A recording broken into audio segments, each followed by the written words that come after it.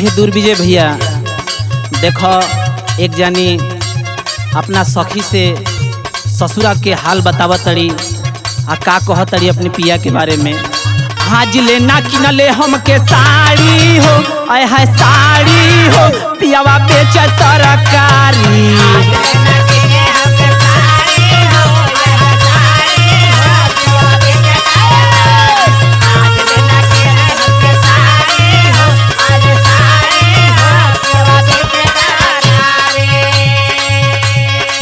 और आगे का कहती है ए भैया हवे दबल मुआ के अलगे सुतइबो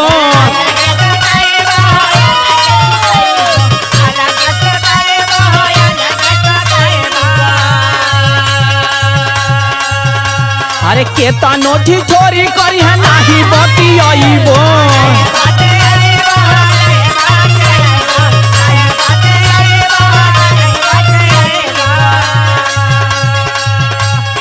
बतावत ये दुर्विजय भैया अपना दिल के दर्द हवे दबल मुआ के अलगे सुतइबो केतनो ठिठोरी करी है नाही बतियाइबो। एगो चीज बड़ा मार्का वाली कहतिया हरे धरे नाही देबो अकवारी हो पियावा बेचे तरकारी।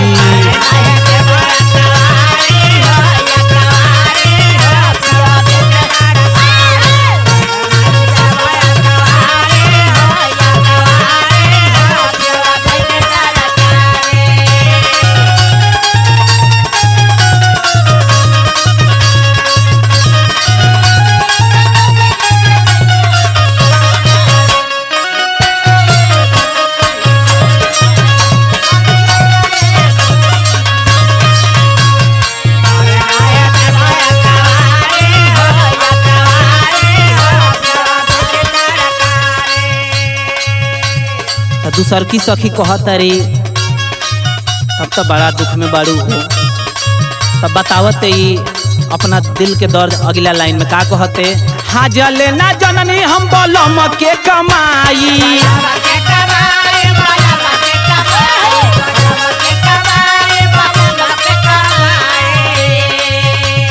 टूटेले कमरिया ना आवेला दवाई।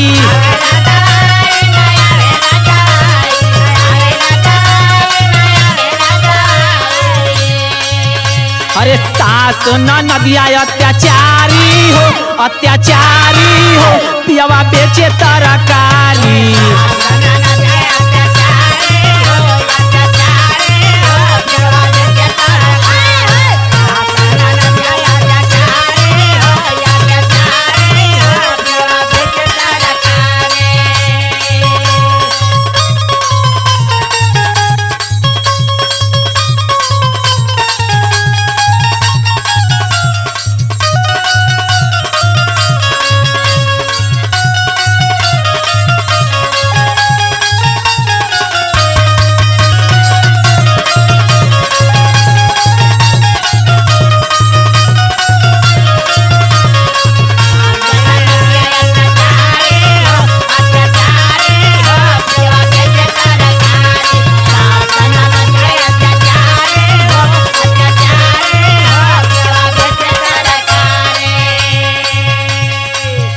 और कहती है ये दुर्विजय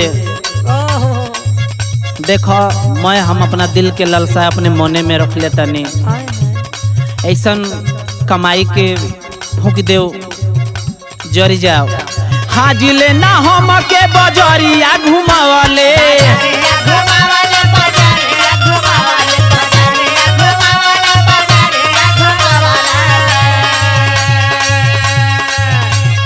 गुरही जलेबी मंगली नाही उखियावले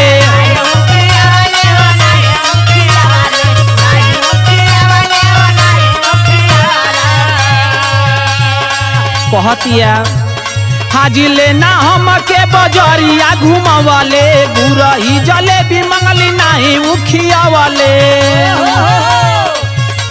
अरे रही जानी मानावा के मारी हो आय है मारी हो पियाऊ बेचे तरकारी।